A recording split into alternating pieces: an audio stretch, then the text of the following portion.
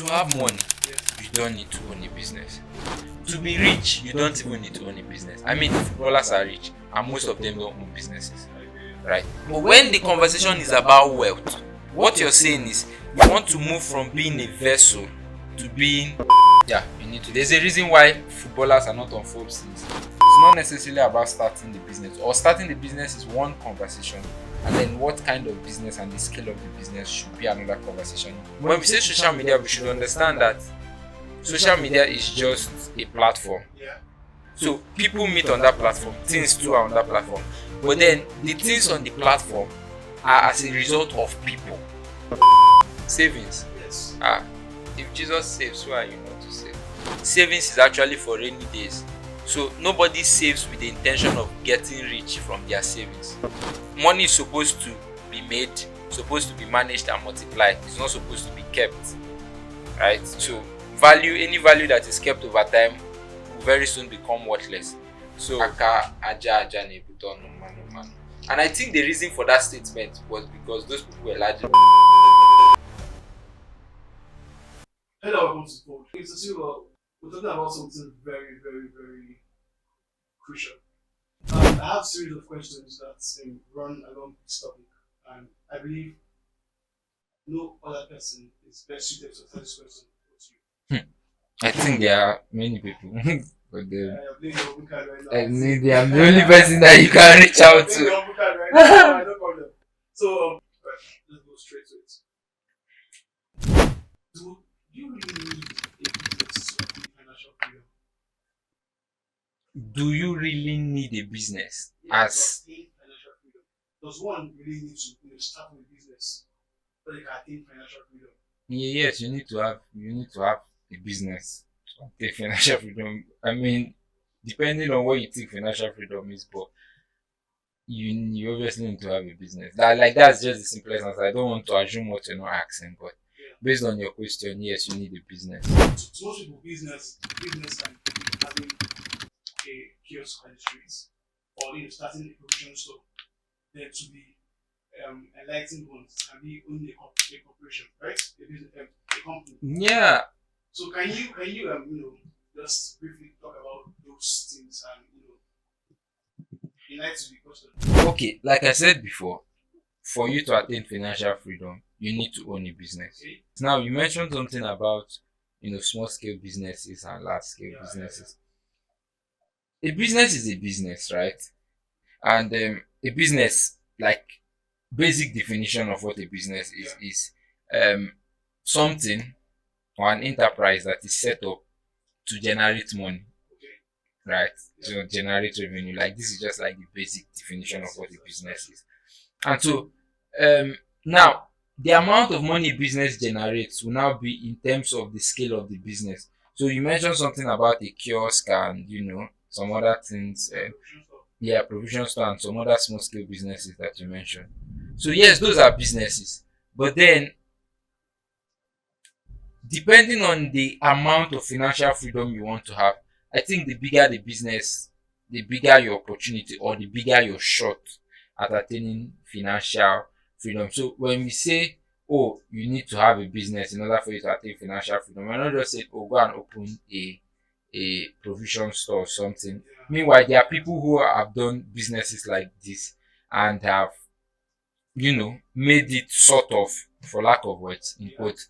But I will tell you for a fact that they did not do it at a small scale, right? So the bigger a player you are, the bigger the opportunity you have at attaining financial freedom, because there are some businesses you can own, in quotes, and people that earn on salaries still have better lives than yourself. So it's not necessarily about starting the business, or starting the business is one conversation, and then what kind of business and the scale of the business should be another conversation in terms of attaining financial freedom. That was very handy. Quote unquote successful content creator pushing this narrative that you need to be an entrepreneur.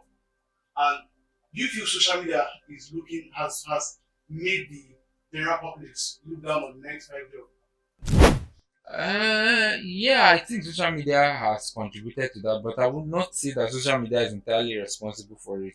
Before now, a lot of people have sort of been looking down on 9 to 5 jobs for the longest time, right? Just that social media is a tool and it has amplified it sort of. You get so I think yeah, social media contributed to it, but I don't think social media was solely because when we say social media, we should understand that social media is just a platform, Yeah. and when we talk about a platform, there are how will I put it now? Okay, when we say there's a platform, there are things that are on that platform and there are people. So people meet on that platform, things too are on that platform. But then the things on the platform are as a result of people. Okay. Yeah. And so good. So the platform doesn't just automatically generate what it feels like. It is people that are pushing that narrative whatsoever on the platform. So I think it has always been there, just that like I said, it amplified it. All right. So viewers out there, you can see where this is going. The social media doesn't necessarily push people at once, pushing the narrative. Yeah. Platform is just a tool. And it brings me down to this question. Can a person ever build wealth without owning a business? Hmm. Build wealth. When it's the conversation of wealth, you need now you I'm trying to look for how to answer this question. Okay. Yes, it's good. To have money, Yes. you don't need to own a business. To be rich, you don't even need to own a business. I mean, footballers are rich, and most of them don't own businesses, I agree. right? So there are people who earn very, very well on 9 to 5 jobs, or maybe at least tech jobs now, because that's what we see now, that don't have a business and yet they earn pretty good. But when the conversation is about wealth, wealth is not about being rich in Yes. this sense. Wealth is, I don't want to say everlasting richness, but then wealth is abundant. And so, in order for you to build wealth, what you're saying is you want to move from being a vessel to being a what we call it now, let's say a pipeline, for example, because a channel, I think that's the word, like a pipeline or like a channel, because a vessel contains something. It has fixed amount of what it can contain, but a channel can dispense anything as long as the source is still full, right? So you may not need to own a business or be actively involved in business. You could be investing or whatever. Maybe you're making the money, but then they are putting the money somewhere or using it to, do something somewhere else. You cannot, this is pushing me towards diversification now, but still on that, you cannot necessarily build wealth from just one channel. You have to, do a couple number of other things, which obviously will involve you going into a business. You may not be the one starting it, but you may be partnering with somebody by being an investor or being an active partner in the business in order for you to grow wealth. So to get money or to be rich, you don't necessarily need a business, but in order to attain wealth, Yes. yeah, you need to. There's a reason why footballers are not on Forbes list. No, that's not to spite. Please, no. Like, they make good money. Oh. They tell you how much some of these guys are earning. Oh, Jesus Christ of Nazareth. But So then, yeah, a call more like a derivative of this question. What's your take on savings and sustainable wealth? savings. Yes. If Jesus saves, who are you not to save? So, but then savings alone cannot make you sustainable wealth. Like I said, savings is important. When you understand the concept of savings, you know that savings is actually for rainy days. So nobody saves with the intention of getting rich from their savings. Savings is for rainy days. You want to get rich, invest the money in something. So money is supposed to be made, supposed to be managed and multiplied. It's not supposed to be kept, right? So any value that is kept over time will very soon become worthless. So life was designed to be in this constant state of productivity. So anything that you have that you stored up in quotes will eventually spoil or rotten for lack of words. So the same way it happens with money too. So money is supposed to be put into something. Money is supposed to be multiplied, not necessarily stored. So, but saving money, like I said, is important. You save money so that you can use it to attend to emergencies. But saving money to build wealth, I don't know. Maybe somebody has done it before, but I don't know of anybody that has saved money to build wealth.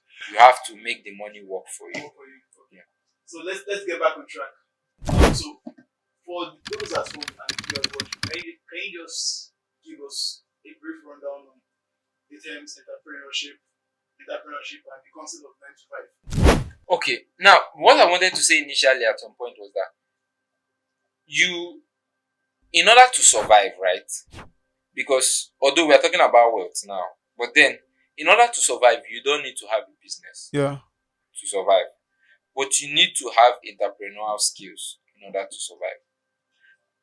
And so, because I'm trying to break it down to the basest minimum, you must have had a lot of jargons about who an entrepreneur is or what entrepreneurship is. If you don't know, you can check it out in the dictionary. But I see an entrepreneur as somebody who looks for a way out despite the current situation. Like, regardless of the current situation. In as much as he's considering it, but he's not considering it to the point that it is limiting him. So an entrepreneur encounters a situation or a challenge and looks for a way out. There's a reason why an entrepreneur is one of the factors of production. If you did economics, or is it marketing now? I think economics. There's a reason why the entrepreneur is a factor of production. And so, because you live in an economy where the government cannot obviously solve everything. And so you need people who can step up and also try to, let's say, shoulder some of the responsibilities of providing basic infrastructure or amenities or providing jobs, basically. Yeah. And that's where the entrepreneur comes out. I was doing one of the live sessions recently, and I said that an entrepreneur is somebody that is born in an environment of chaos or trouble. Yeah. So that is what an entrepreneur is. And so, as a human being, because I think it's Solomon now that says, man's life are few but full of trouble, or something like that. Yeah. So, as much as we pray for good things from God, Yeah. we know that there are times where we experience rainy days, hardships and stuff like that. And so that's why I said, for you to survive, you need entrepreneurial mindset. So anybody who faces a roadblock or a hardship and does not survive from it is somebody that did not have entrepreneurial capabilities or abilities. And so you see people that something happened to them, and for 20 years they are still recovering from it, in quote. Every time, I used to be this. I just remember that so number of years ago, this happened to me. And you're like, since then? So that's why I said you need to have an entrepreneurial mindset, because an entrepreneurial mindset is what will push you from just making money into trying to build wealth. Because an entrepreneur is a systems thinker, and systems thinking is, okay, currently, this is the state of my life, and I think I'm good. But then there's a chance that this thing can happen. Now, what arrangement have I made so that when this thing happens, I'm still in a good zone or in a safe zone? And so that's why I said you need that kind of mindset to survive. If not, when something hits you once, it gives you a knockout and you're out of the boxing ring of life. So, yeah. So tell me about what's your take on the 9 to 5? Would you if you are being paid a million naira monthly? Okay, let's take monetizing twice a what? A month? Wait, did you say $1 million, $1 million? $1 million, no. Naira. I need to work in dollars, but let's make it in nairas. Okay, let's make it dollars. If you're paid $5,000 a month. 5,000. Yeah. Okay. 5,000 a month for a work that just requires you showing up twice a week, or twice what? Twice a month. Twice a month. Yeah. Okay. Twice a month, $5,000. Would you take that over being an entrepreneur, or will you stick to being an entrepreneur any time, any day, or you take a comfortable salary? Okay. Now, when I teach people on entrepreneurship, the reason why most times in my conversations I don't give like a blanket statement is because I know that Human beings come in different shapes and sizes, so do their problems and their situations and their challenges. And what may be applicable to one person may not be applicable to another person. So most of the time when people quit their 9 to 5s, right, it's mostly because at that particular point that they quit or they're about to quit, it is taking time from what they're actually trying to build, right? So they don't want to share that time and so they quit. Entrepreneurship can be learned, but I also feel for some people it comes naturally. Now, depending on the kind of environment you grew up in, there may be some things that you have as foundational knowledge. But there's something called operational cost. And most times as entrepreneurs, we don't really factor into what we want to build, because most times when the ideas come and it's so hot in our brains, we forget that, oh, you have to pay rent, oh, you have to buy food, you have to pay bills for utility and stuff, and you just want to quit your job and push your mind into this thing, and then most times you don't even break even. We're not talking about profit now, we're talking about breaking even. You don't even break even after like 1 year or 2 years, right? And so if yours requires you to put full attention to what you're building, right, I would say, depending on how much you believe in what you want to build, you can quit your job and focus on it. It's your belief. If you believe that that thing can work, I mean, I cannot believe it for you more than yourself. From my own case, if I consider that the job I'm doing currently does not really affect what I'm building, 2 times a week, okay, no problem, I can walk around. It may get to a point where we need to actively be involved in it, right? But I think I still need that $5,000 a month, depending. Maybe I'm talking from where I am now. Are you going from the fund your vision with the job?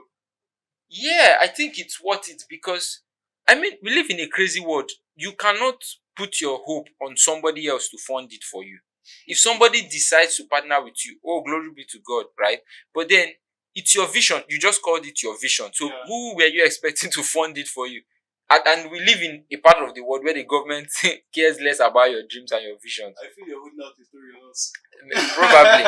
But then we live in a part of the world where the government does not care. Maybe if you lived in the West, like you were born in Silicon Valley or something, you could start a business, take a loan, and then when eventually it crashes, you file for bankruptcy, and then everybody leaves you. You cannot try it here.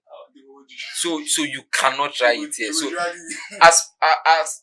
aside the fact that our economy sort of does not support entrepreneurs, right? So most times the onus lies on you to fund your dreams and your visions. If you have a rich family member that believes in you and is funding you, good for you. But most of the time, you need to get that side job. But like I said, if it gets to the point where that side job is conflicting with what you're building, at that point, I think, depending on how much you believe in your product or your business, you can cut the umbilical cord and dive into the river deep. If you survive, good for you. Please consult your financial analyst for more details. So what do you feel an entrepreneur or a business owner has that the workers don't have, or the 9 to 5 goer does not have?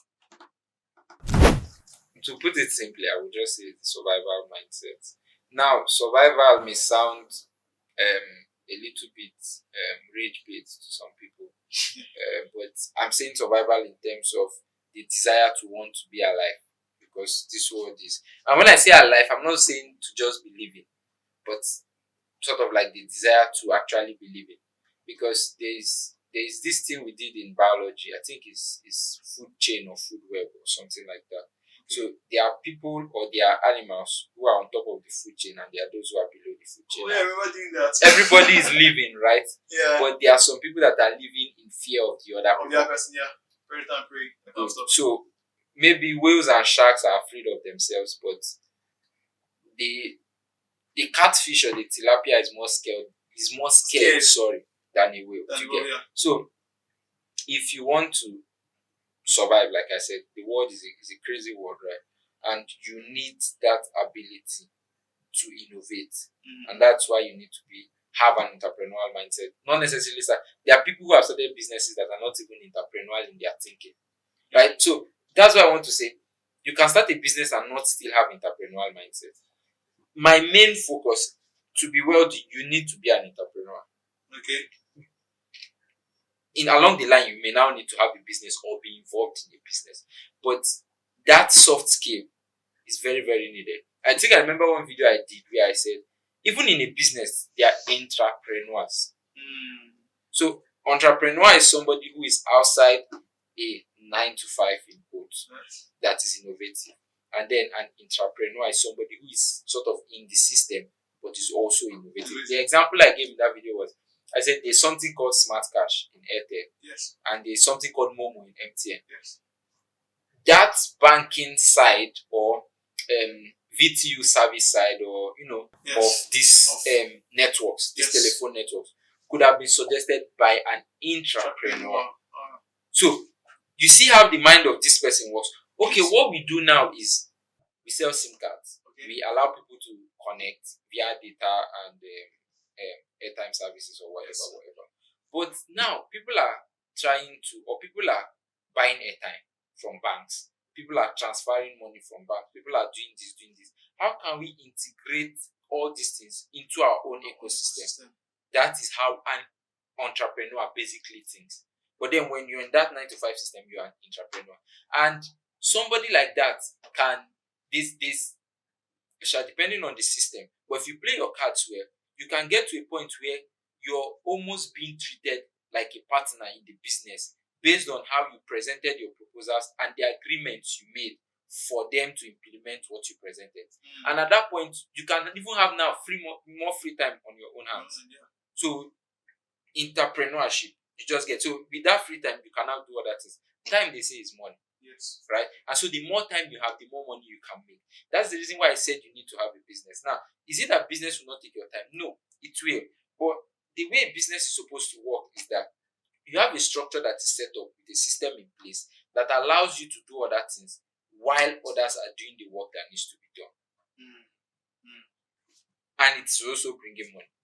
So if your business does not even get to the point where you can leave it and be off grid for some time and it's working, you are not still, you are closer to being wealthy, but you are still not different from a 9 to 5 person because you don't still have your time. Okay. That was wonderfully answered. So you've been an entrepreneur for God knows how long. How long, man? Let's say for the past 30 years. For the past 30 years. I laugh. Am I looking too short? So you've been an entrepreneur for quite a while, long time actually. So is it as rewarding as make it? Okay. I used to tell people in my team that I'm trying to be a motivational person now of recent, right? I don't know how to really inspire you to aspire to Maguire, right? But what I would say is that there are perks to being an entrepreneur, but the work they suffer. Let me not say they suffer, but the work they. So I think most times, although now it has reduced, right? With the rise of the creator economy, it has reduced because back then it was CEO this, CEO that. Everybody was the CEO of whatever and anything, right? And I'm not saying it's bad. It's good to maybe foresee your future and try to live up to the expectations. But I had seen a lot of CEOs who were not doing anything CEO-y. Like there's something that you're answering a name and you're working towards making sure that name is valid eventually. But then I wasn't seeing anything that was showing that these people were actually making efforts to validate their name. And I don't think I ever answered CEO for once, although that could be my own, what are they calling it? My own but I don't have anything against CEOs. I mean, obviously, going to get to a point where I'll be a CEO of something, right? But eventually, it is as rewarding. If you do it right, if you play your cards well, it is rewarding. Because, I mean, it is rewarding. Entrepreneurship is rewarding. And like I said, you don't necessarily need to leave your business and start something else, or leave your job and start whatever. The mindset is what is very important, right? But then I would say it's rewarding. Leaving your job to be a full-time entrepreneur now, depending on how, maybe there may be few stories that differ because I don't believe that there is a blanket statement for everything. So there may be few people who left their jobs and never suffered till they broke even and started making profit. But most of the story out there and the way the graph works or the pattern works is that you will touch grass. You could touch grass. People in the southwest part of Nigeria, southeast, not southwest, sorry, Yeah. have a saying, Aka aja aja nebuto no manu manu. And I think the reason for that statement was because those people were largely entrepreneur. Because you can only touch ground if you're an entrepreneur. If you're doing white collar job no need to touch ground now. So I think that thing was born out of entrepreneurship necessarily because entrepreneur get meant to aja, you go come out, go touch grass. And in the process of touching grass, it's God that will help you make you no chop grass. But then eventually it's worth it. If you do it well, it's always worth it at the end. But tell me about the security, the security of having a salary at the end of the month. Was there a period in your life where you are trapped by that sense of security? Let's say luckily for me or luckily for me, I'm a crazy person, so I don't think I'm the template, but I would say there's that security that comes with having a salary. Oh Jesus! By the time you suffer small, you will miss the cucumber and garlic of it. Please, I'm not saying that salary is the bribe that your employers give you to forget your trips. No, that's not what I'm saying. But salary gives you a certain level of security, especially if you know you have a family now that you're raising or you have certain responsibility where you just know that okay, at the end of the month, no matter what, something is coming back, right? But then, like I said, it's a crazy world out there. Something can happen and then you just lose your job. And so that's why I'm just saying, aside the fact that you have a cool job that is paying for your needs and your bills and your stuff, if there's a way for you to diversify your income, do it. And normally I talk to people who are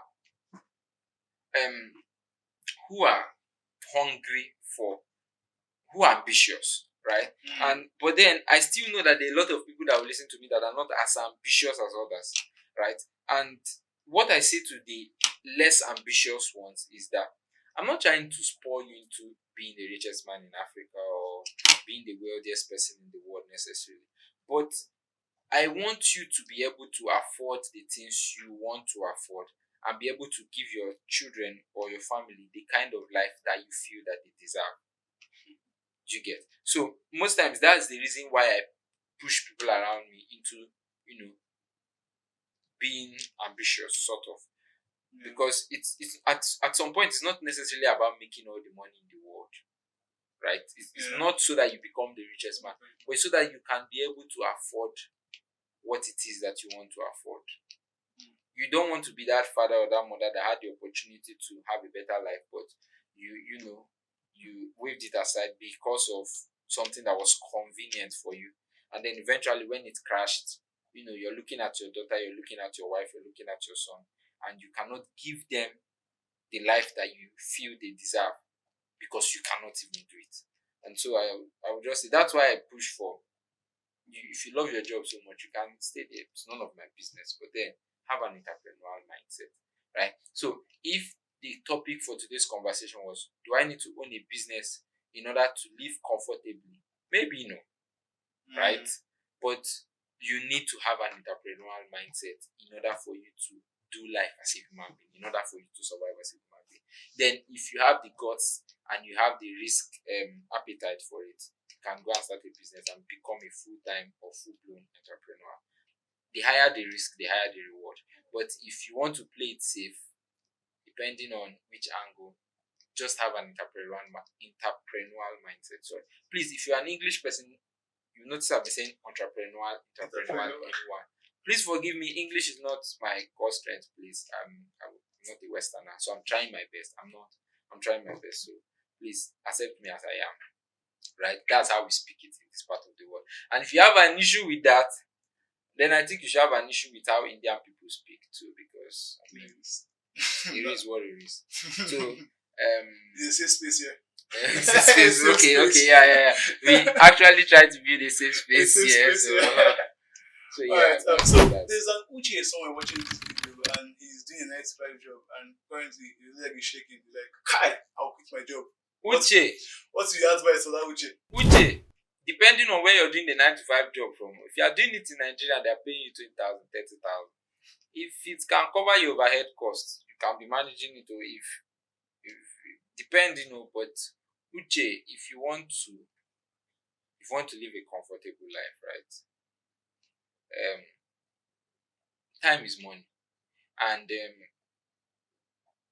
there's a certain age you get to, you cannot do some of the things you want to do. Forget they say it's not late until you are there, though. Have you not noticed that most of the people that finally broke even and their stories they tell you at 70 or 60 something broke even in the United States, not in Nigeria? Sorry, maybe you are in UK. If you are doing tech bro work, I be like say then they pay well for there. So if you dey there or they chop your tech bro salary jejely because you are earning it and you are earning more than some people that are doing white collar jobs here, right? But then you know how much you are being paid. If the money is not worth it, look for something that is worth your time. If you are still young, that's another advantage. Leave it. That money that they are giving you is what you eventually regret in the long run. So if it's possible, go and get a life. That thing you're living is not life. It's not a life. So quit it. If it's going to stop you, if you can manage it and build something on the side that is sustainable, or if you can manage it and get involved in something that maybe apply for an external gig or an outside gig or something like that, but do something that the revenue that you're getting is commensurate with the knowledge you have or the time you're spending on your work, right? So that by the time you get to that age where you cannot work as much as you can work, you have something to show for all the years that you lived. So basically that's my advice. Should you quit your job and run off into the shadows? Not necessarily, because if you do it, I'm not going to send you money. I don't even know. So Hunger but then hunger will mess you up. But then if you have something that you're trying to build, that job is preventing you from building, and you're sure that thing will work, have faith in your product, have faith in your vision. Quit the job, focus on that thing. If you don't know what you're supposed to even do with your life and you hold the job and be looking for what you will do, but not hold the job and forget what you're trying to do, at the end of the day you would wish you actually ended it on time.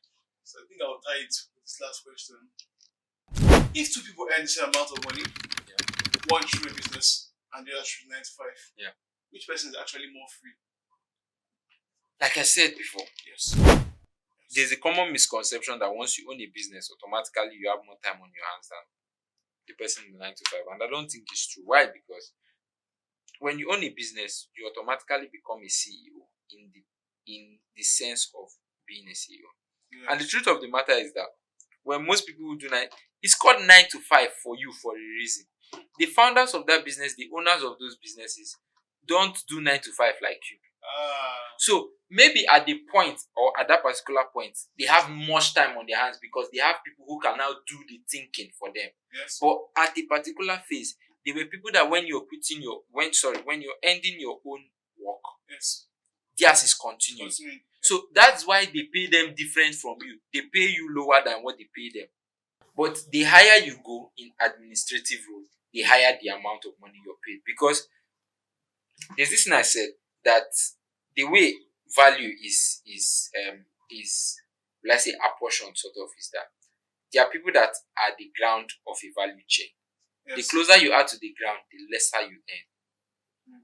And so at the top of that value chain are the owners of the companies, the MDs and all these other guys. And so they earn higher than those who are at the ground floor, which are the gatesmen, the cleaners, what have you. Yeah. But then, and the way it also works is that the ground floor exerts so much energy. So energy. But the higher you get, it becomes intellectual. Okay. Good. So it becomes intellectual. And that's why you will see that in places like that, they may have a group training or a customer training, and they will invite an external speaker to come and speak for 2 hours. And the amount of money they will give him for that session alone will be higher than some people's salary. So at that point, they are paying that person for time. So yes. when you get to the point where they pay you for your own time, it's a different ball game. It's a different ball. So it's from energy expended to intellectual prowess to the amount of time now. So the goal is you can start at anywhere it is that you start, depending on where life pushes you to. But you should get to that point where you are paid either for your intellectual prowess or for the time you're spending. So you said two people are earning the same jobs, one on a business, the other one in 9 to 5. Who has more time? Depends. I could be doing a 9 to 5 in quotes that if I'm a tech bro, I may call my job a 9 to 5 job. But I know that there are times where I may be, maybe we're trying to debug something, or we're trying to deliver on a deadline. I may work overtime. Yeah, I may work overtime, but most of the time I have more time on my hands. But a business person that is at a particular phase of business will leave in the morning, come back late. So it's just that sometimes when they now have workers, they can take some breaks. They can decide, oh, Mondays I'm not going to work. Let the people there do the work. But you as a 9 to 5 person, depending on the kind of schedule that you run, may not be able to afford that. Yes, that level. Yes, you're not as flexible as a business person. But in terms of energy or brain work expended, man, I think the business guys do more brain work. And like I said, they hire the risk, they hire the reward. So it gets to a point where the business person will now have more time, obviously.